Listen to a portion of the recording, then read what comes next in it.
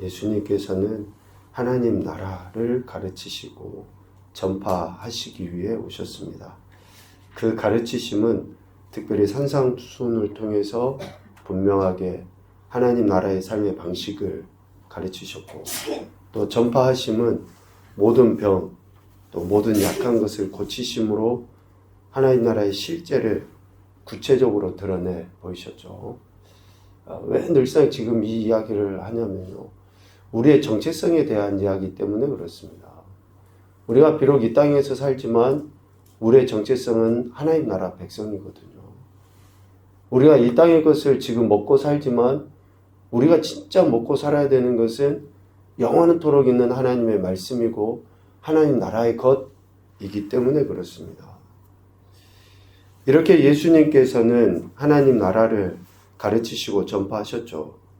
그러한 삶을 실제적으로 사셨는데 그 삶이 가능하신 이유는 바로 예수님께서 가르치시는 그런 교훈, 또 나타내 보이신 모든 권능은 하나님께서 주신 것이시기 때문에 그렇습니다. 11장 27절에서도 이야기하는 것처럼 내 아버지께서 모든 것을 내게 주셨으니 라고 말씀하십니다. 예수님이 가르치시고 예수님이 행하신 모든 것은 하나님 아버지로부터 제공되어져서 그렇게 하나님이 주신 은혜와 능력과 역사하심으로 이루어진 것이다 라는 거죠. 이 말을 다시 생각하면 예수 그리스도께서 바로 하나님이시다 라는 것을 의미합니다. 예수님이 행하신 모든 것은 하나님의 것이고 하나님께서 주신 그 모든 것으로 예수님은 행하신 것이죠. 그래서 예수 그리스도가 바로 하나님이시다 라는 그러한 의미로 이해할 수 있습니다. 하나님과 한 분이신 예수님이시죠. 오늘 본문 말씀을 통해서 이렇게 생각할 수 있습니다. 하나님과 한 분이신 예수님은 창조주이시다. 창조주이시다. 오늘 8절에 인자는 안식일의 주인이다 라고 이렇게 분명하게 이야기하시죠. 예수님께서 스스로 지으신 모든 것의 주인이 되신다 라는 그 이야기를 하신 것입니다.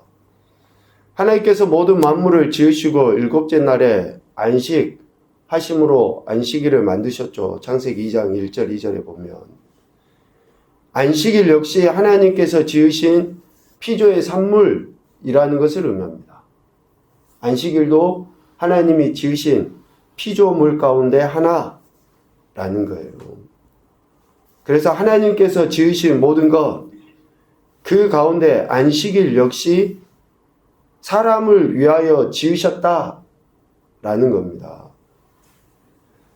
처음에 모든 만물을 만드시고 하나님께서 우리 인생에게 주신 독특한 복이 뭡니까? 생육하고 번성하고 충만하고 정복하고 다스리는 복이에요. 다른 피조물에게 주신 것이 아니라 우리 인간에게만 주신 그 독특한 복이 바로 생육하고 정복하고 하는 우리가 소위 말하는 문화명령, 이 복을 우리에게 주신 것이라는 거죠. 그 가운데 안식일도 포함이 됩니다. 우리가 생육하고 번성하고 정복하고 다스리고 충만케 하는 그러한 모든 피조물 가운데 안식일도 거기에 포함이 되는 거예요. 그래서 예수님께서 마가복음 2장에 뭐라고 말씀하십니까? 안식일이 사람을 위하여 있는 것이지 사람이 안식일을 위하여 있는 것이 아니다 라고 분명히 말씀합니다. 안식일이 있는 이유는 뭐예요? 다른 피조물들과 같이 우리 인간을 위해서 있는 것이지 우리 인간이 안식일을 위해서 있는 것이 아니다라고 분명하게 말씀하시는 겁니다. 그러니까 안식일도 다른 피조물과 동일하게 우리 인간이 관리하고 또 우리 인간이 다스려야 될 대상이라는 것을 이야기해요. 그런데 지금까지 바리새인들이나 또 유대인들이나 그릇된 종교관을 갖고 있었던 이들은 어떻습니까? 그들이 관리하고 정복해야 될 안식일에 얽매여서 그들의 삶에 진정한 자유가 없었던 것이죠. 우리 인간에게 주신 그 사명, 그래서 안식일도 우리 인간의 관리의 대상이다 라는 것이고, 예수님께서 안식일의 주인이시기 때문에 안식일의 해석과 적용의 기준을 누가 정하십니까? 예수님이 정하시는 거예요. 예수님이.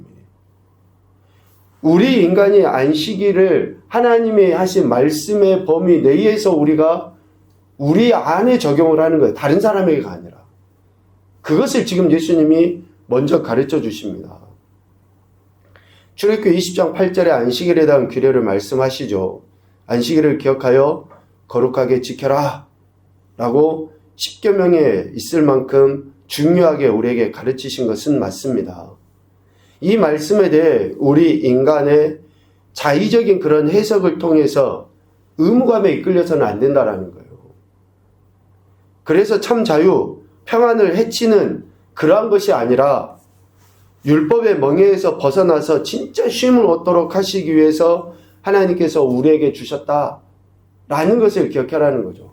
그러니까 하나님이 안식일의 주인이시고 예수님이 안식일의 주인이시기 때문에 그 해석과 또 적용을 누구에게 둬야 됩니까?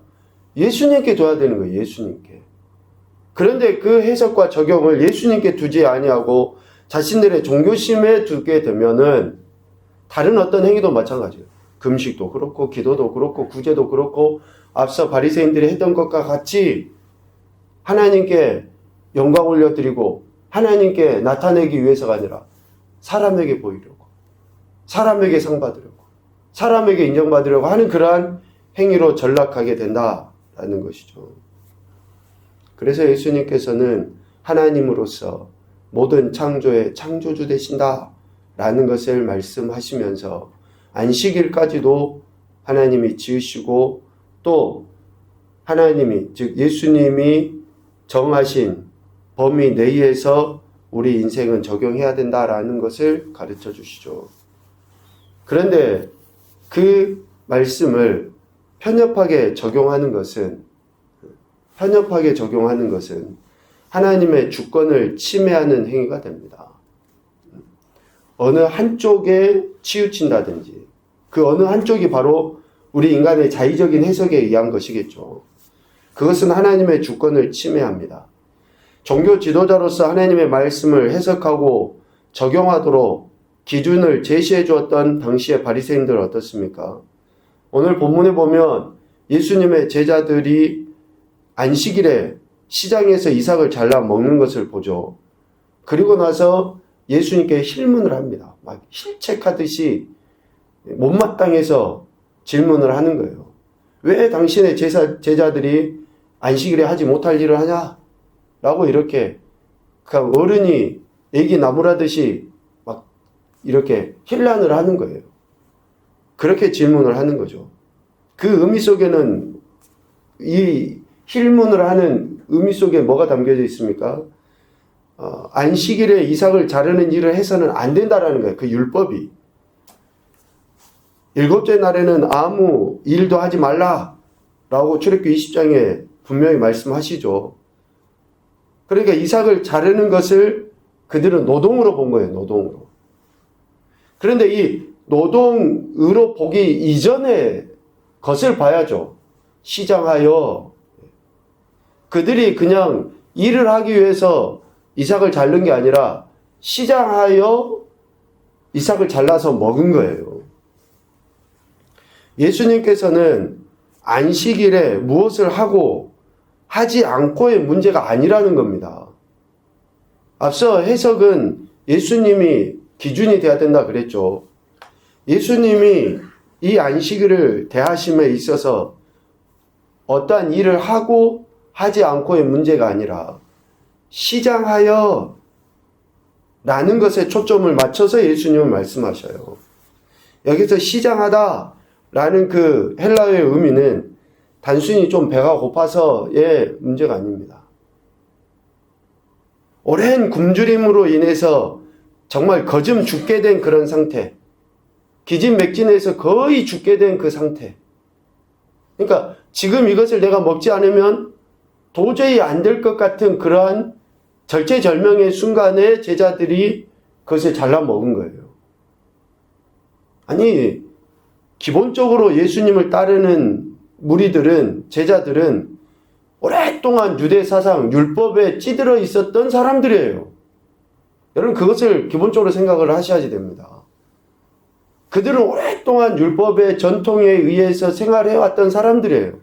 예수님을 딱 만난 그 순간부터 아예 율법을 버려버리고 무시해버리는 그런 사람들이 아니에요.